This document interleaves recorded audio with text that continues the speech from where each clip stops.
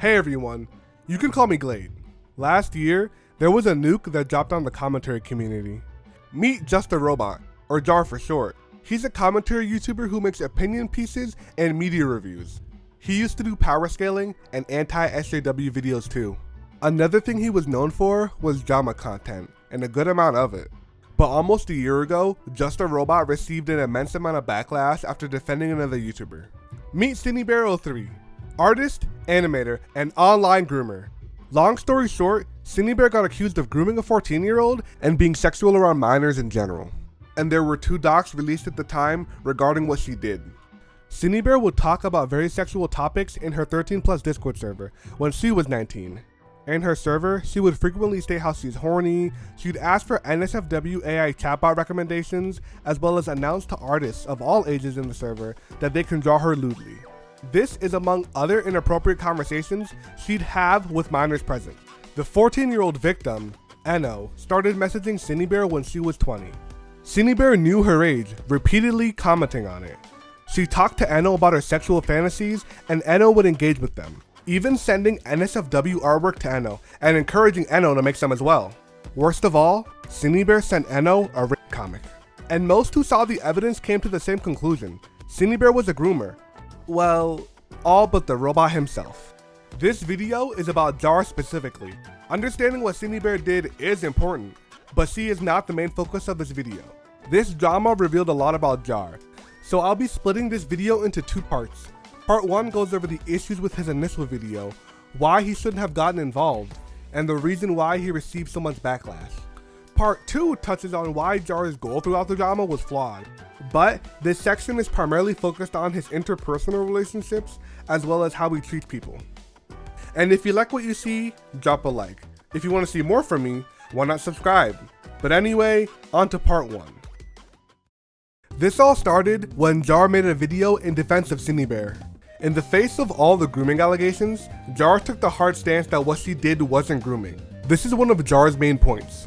To him, grooming requires intent as well as a desire to get with the minor. He even checked multiple different definitions of grooming, and CineBear just didn't fit any of them. I've checked multiple different definitions for grooming. What Cine did doesn't fit any of them. Whoa, what? What's my keyboard and mouse doing by itself? This is magic, what? And because he didn't feel like any of these boxes were checked, he began running the biggest defense for CineBear.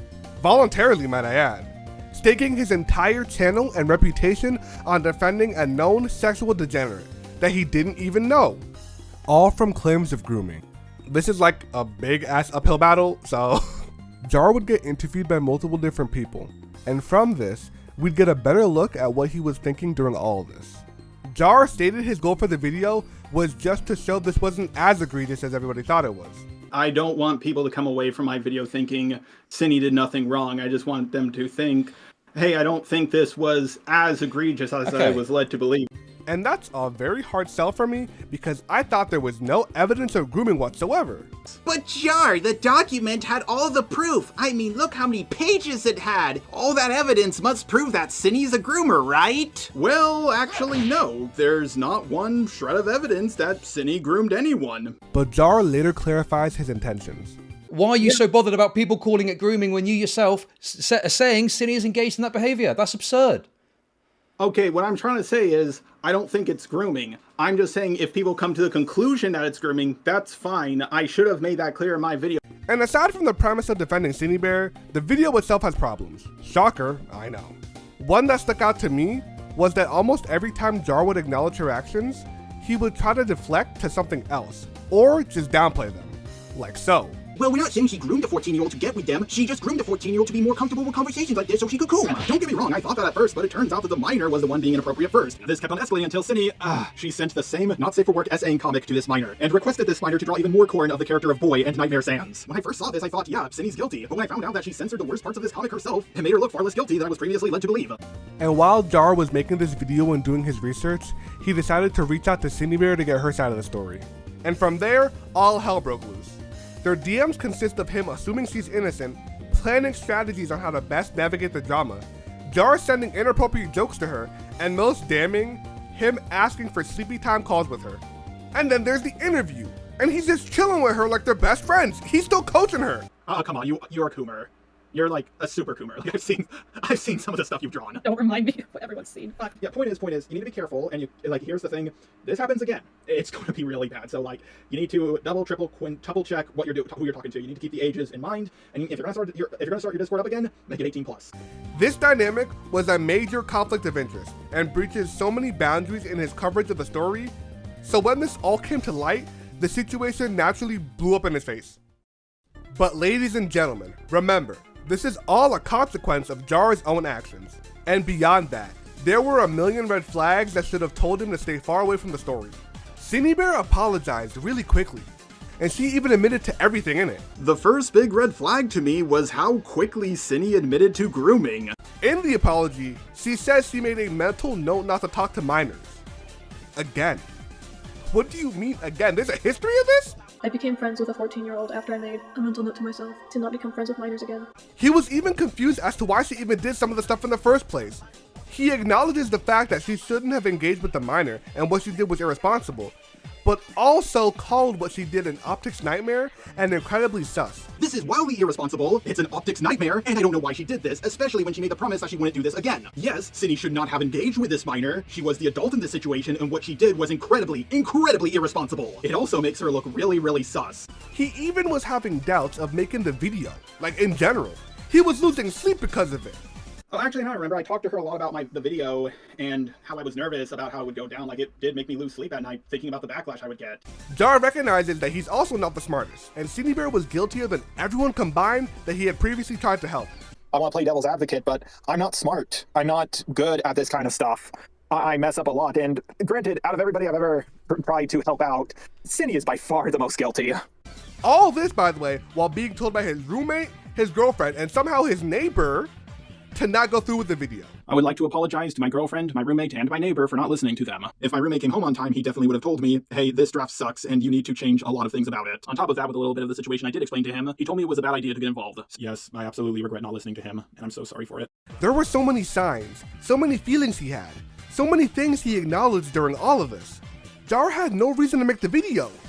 He even says he was manipulated. But dude, you wanted to believe her. With all he did for Cinebear, surely there's no testimony from Jar that he didn't read any of the docs, right? Why is the music cutting off? Did you look at the messages between Cinebear and Eno in full? Admittedly, no. So as we're having this conversation now, you have not seen the full conversation and therefore cannot fully comment on the contents of the conversation. Am I understanding this correctly? Yes. Wait. Jar just skimmed the docs? Like, that's all he did? Huh? What do you mean we made a defense video on Cinebear without reading the full docs?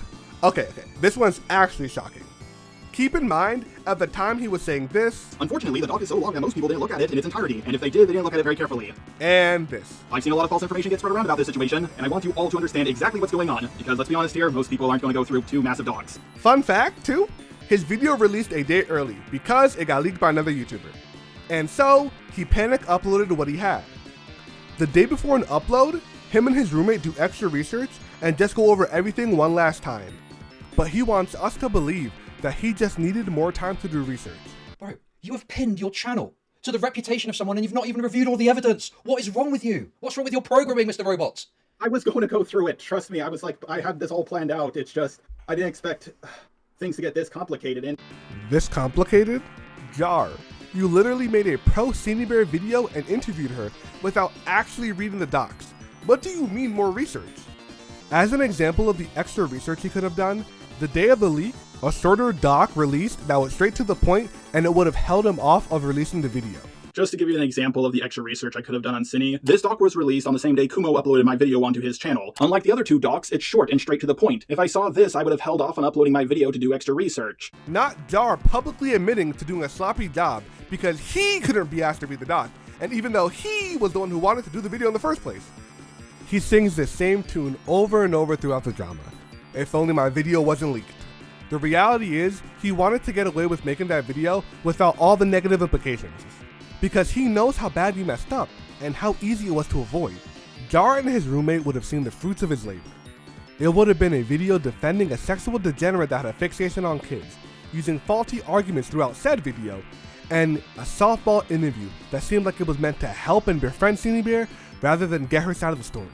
all before he read the full doc to truly assess whether she was innocent, guilty, or even telling him the truth in the interview. So by the time they would have reviewed the video, it was already too late. He was too deep in, and the topic wasn't even salvageable. In the end, Jar released a horribly researched video that had terrible arguments, which severely downplayed what Cinebear actually did. Sometimes in Jar's examples, he'd gravely misunderstand what was going on in the screenshot, almost like he didn't actually understand the situation he was presenting.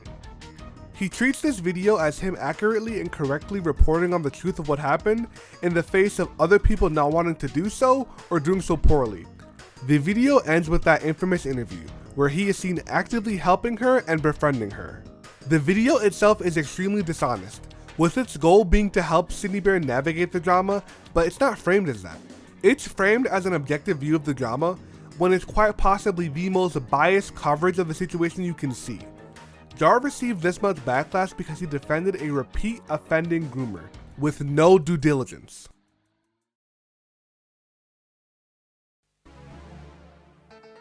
But that begs the question, for all his efforts, what did he stand to gain? Most people think he was trying to get with Cinebear. I don't think so. Believe it or not, what he truly wanted was an ally. The thing is, Jar abandoned his last one. I mostly just wanted someone in my corner because Peaches was gone. Your reputation wasn't really that great at all. It was kind of in the dirt. And it was me, you, and Peaches, I felt like we were invincible together. Like, I felt like we were the Three Musketeers. Jar, me being cancelled, me being in the dirt, does not mean you could not ask for my opinion on something. Now meet Lyle Convoy, ex-Predator hunter, toy reviewer, and occasional drama creator. He's always been surrounded by controversy, but most notably, he had gotten flack for leading a group call ripping into a neurodivergent woman. This woman was disabled, as well as needing a caretaker. She was a mod on the server, but she probably shouldn't have even been one. I don't even think they checked if she had any power. Lyle got a ton of backlash for this and was thus cancelled. Jar then ghosted him.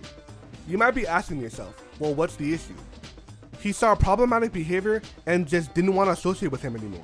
Anyone's free to do this. And you're right. However, that wasn't the reason why Jar ghosted him.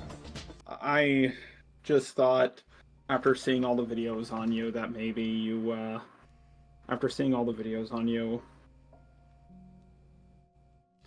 Jar, I just thought...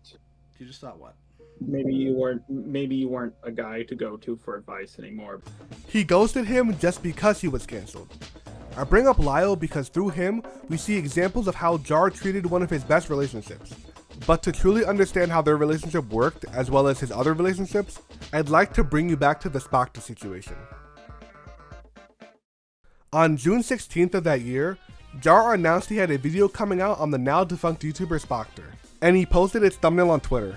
For a little background on Spoctor, he put the nudes of a 13-year-old on a hard drive when he was 16, and admitted in a group call that he still had those pictures when he was 20.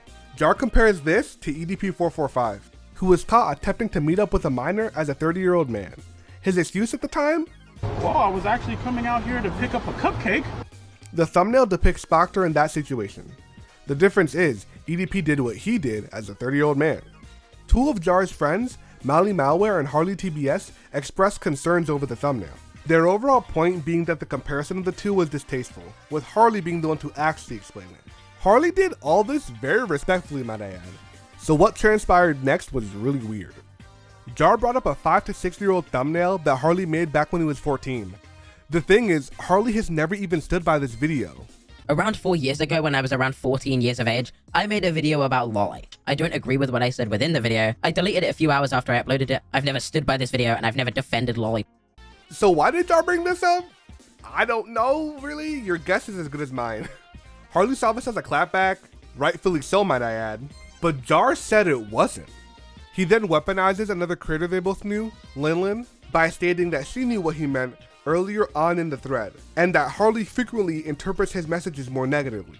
The first time I saw this, I literally thought that Lin and Jar were DMing, not that Lin put out a one-sentence tweet reply to Harley's tweet. A deleted user seemingly jumps in to defend Jar due to him being neurodivergent, with Harley responding that he's aware of it and is accommodating, but it's no excuse to act out on your friends. Harley goes as far to say that he's a personal friend of Jar, to Jar then saying that we are not friends. Afterwards, no real productive conversation is had, and it's safe to assume that this ends the bridge between them. Jar's Spoctor video released on the 18th, 3 days before everyone was set to go to VidCon, which is a content creator convention. Mally still wasn't a fan of the video, with Jar wanting to call about it on the 20th. But she was in transit to VidCon, so she declined.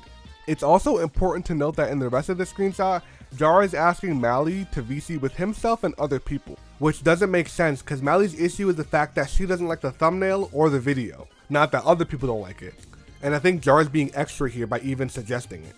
Mally and him don't text again until the 23rd, where he keeps asking her to meet up, with Mally saying no in multiple different ways. He had been looking for Mally and her friend group since the start of the convention, but no one wanted to see him. I just don't think they understand the jokester that is Jar, am I right, guys? And would you believe me if I told you that he thought him and Harley were on good enough terms to meet up? Bro, what happened to we were never friends? He doesn't want to talk to you again, let alone see you. To put this into perspective, after the Twitter stuff, Harley cut all contact with Jar. And when he made his own video on Jar's Cine Bear coverage, one of the first things he says is this. Before I talk about Just a Robot's terrible defense of Cine Bear, I feel like I need to mention that I am about as biased as I could be here. I hate Just a Robot. So yeah, safe to say, Jar's expectations didn't really line up with reality. After VidCon, Linlin made a video about the issues she had with Jar. The video points out his ignorance on certain situations, including the Spoctor one. But Jar had a problem with Mally reading her own tweets in the video, so Jar made a cheeky tweet about her. Mally then DMs him, stating that she doesn't want a public spat, asking him to keep away from her offline and online and to just accept that they don't like each other. Jar then sends that DM to Lyle. This is the same Lyle that Jar ghosted because he was cancelled later on. We see Jar genuinely crashing out in Lyle's DMs. He accuses her of planning to talk more about him, thinks that her and her friends wish he had the news of a 13-year-old instead of Spoctor so they can get rid of him, blaming Harley for this for some reason, threatening to take them all down and reveal who they truly are, saying he wouldn't even be acting like this if they just hung out with him, then deciding to bring the old thumbnail back after changing it for them. The whole time, Lyle was trying to control the unbridled rage inside this man like he's Jiraiya trying to contain the nine-tailed fox inside of Naruto. But what Jar says next is very, very interesting. After Lyle doesn't respond for 30 minutes, despite having a fairly quick response time beforehand, Jar, as a grown-ass man near his 30s, texting another grown-ass man who's 10 years older than him, sends him this message. Aren't you gonna say no Jar don't or something? What? What? That last message to me is a good example of how Jar relied on Lyle. Enough to expect Lyle to stop him from doing things that'll blow back up in his face somehow, some way. I'm gonna end it here, but trust me, this isn't everything about Jar. Like, after his conversation with Lyle, Mally and Jar end up in a call, and that is one of the most infuriating calls I've heard in my life. Because why did Jar tag in his roommate here? My question to that, because this tends to be your immediate response whenever I have critiqued anything to do with the thumbnail or the video, is to say that Lyle and Peaches approve of it. Why would I care? I thought you were close to those two. I am friends with them, but we do not share a brain cell. Again, my opinion is not based on committee. I don't care if Lyle and Peaches like it. I don't. So why do you keep telling me someone else's opinion?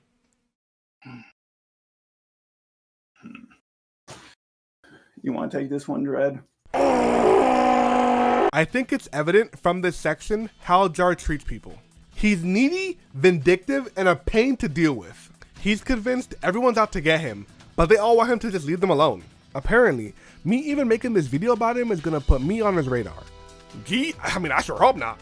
What he needs to do is one thing: stop covering drama. He said he would. So retrospectively, like, would you continue to do drama but just like get less personally involved, or are you just like gonna take a hard break? No, complete full stop, just talk about media. In my script, I'm not making a video on you anymore. I'm done with drama. I'm thinking of making my backdrop, like, don't get back into drama on my laptop so I can keep reminding myself. I just don't know if I'll go back to it or not. I hope I don't. Wait, hold on. I'm getting a call. Yo, what's good, bruh? What? Jara's back to doing content? I mean, he said he would. No big deal, right? Well, what's the content he's doing? Wait, drama content? But that's all for me today, guys. I hope you enjoyed the video, enjoyed the content. You know, like and subscribe if you want to see more and want to support the channel. But yeah, thank you guys so much for watching. I'll see you guys later.